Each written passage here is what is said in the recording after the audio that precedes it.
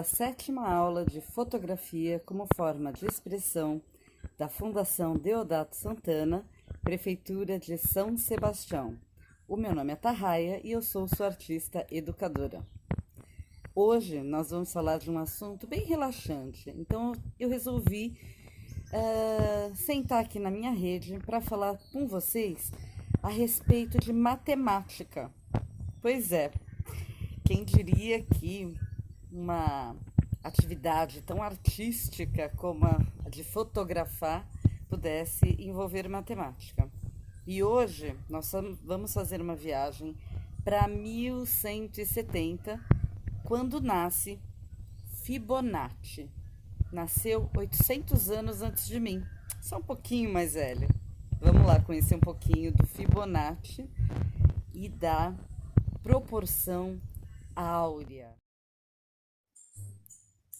Fibonacci nasceu e viveu durante a Idade Média. Ele é considerado o maior matemático italiano da Idade Média e talvez um dos maiores matemáticos do mundo naquele momento. A grande contribuição do Fibonacci foi uma observação que ele fez na natureza. Observando a natureza, Fibonacci percebeu que diversos seres que possuíam padrões espirais repetiam um crescimento dessas espirais numa mesma proporção. Caramujos, camaleões, caracóis, brotos de samambaia seguiam exatamente o mesmo padrão. Como um bom matemático, Fibonacci transformou tudo em números. E esse crescimento dessas espirais foram transformados numa proporção e aí uma linha de crescimento. E como é que funcionava? Começava com o número 1, depois vinha o número 2, depois somava esses dois números e vinha o 3, depois somava esses dois números e vinha o 5, e assim infinitamente. A partir dessa sequência, deste formato de crescimento, ele criou uma fórmula. Tá fácil, né? Então, por que tudo isso nos interessa? Porque a partir dessa fórmula, ele chega numa relação de proporção. E o que é proporção? Vamos pensar no uso de proporção na nossa vida.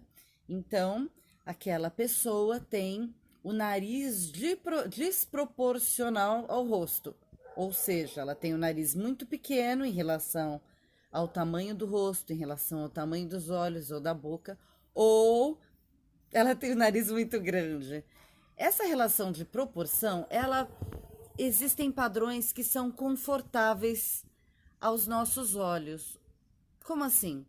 Desde o momento em que nós abrimos os olhos pela primeira vez, nós nos deparamos com o rosto humano, por exemplo, que segue proporções que se repetem com pequenas variações. Então, o nosso olhar, ele busca essas proporções. E essas proporções se repetem na natureza.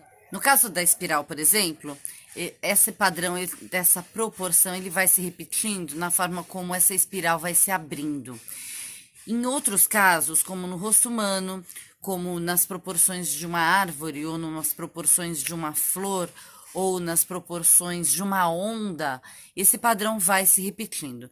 Então, na fotografia, nós nos apropriamos dessa proporção que é natural, que ela existe na natureza, porque a natureza é perfeita. E para quê? Para que a nossa imagem ela seja mais agradável aos olhos. E eu vou mostrar alguns exemplos de como isso foi aplicado na arquitetura, na pintura, até com a Mona Lisa. Vamos ver um pouquinho de imagens que remetem a esse mesmo estudo matemático. E é a arte. Continuando sua observação na natureza, ele encontrou uma relação muito interessante, aonde ele criou o retângulo áureo. E como se faz um retângulo áureo? O retângulo áureo ele é formado de um quadrado, onde, se você dividir esse quadrado pela metade e trouxer para cá uma cópia dessa segunda metade, você tem um retângulo áureo. E se você dividir aqui, você vai criando novos retângulos áureos.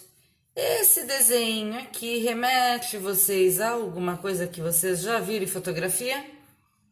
Pois é, ele lembra muito ao nosso visor, onde nós temos a regra dos terços. Aqui, a regra dos terços, ela vale no retângulo áureo, mas a regra dos terços, ela também valeria para outros formatos. Então, vamos supor que você decidisse fotografar num formato quadrado. Ainda assim, você poderia dividir em 3. Nesse caso, não é um retângulo áureo, porque o retângulo áureo, ele está aqui. Aqui, nós teremos a regra dos terços. E aqui, o retângulo áureo. Vamos ver as aplicações. Antes mesmo de Fibonacci, Pitágoras, na Grécia Antiga, já examinava a natureza buscando padrões matemáticos. Esse conhecimento matemático, assim como o retângulo áureo, é já encontrado em edificações como o Partenon e, posteriormente, até mesmo em palácios como o Taj Mahal. E assim, o retângulo áureo pode ser visto na arquitetura em diversos séculos, como em Notre Dame, no edifício sede da ONU em Nova York e em várias outras edificações contemporâneas. Nas artes plásticas, por exemplo, Leonardo da Vinci aplica no rosto de Mona Lisa toda essa proporção áurea, se utilizando desse retângulo como referência, e não só no rosto, mas em toda a composição da obra.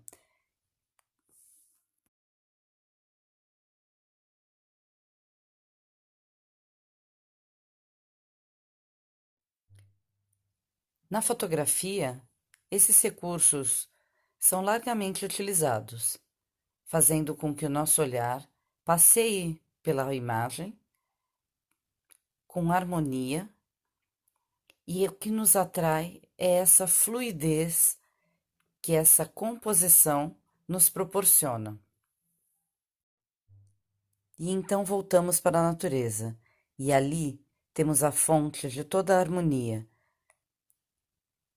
nas ondas, no corpo humano, nos fenômenos naturais e nos nossos rostos equilibrados que se relacionam com o mesmo equilíbrio de outras criações.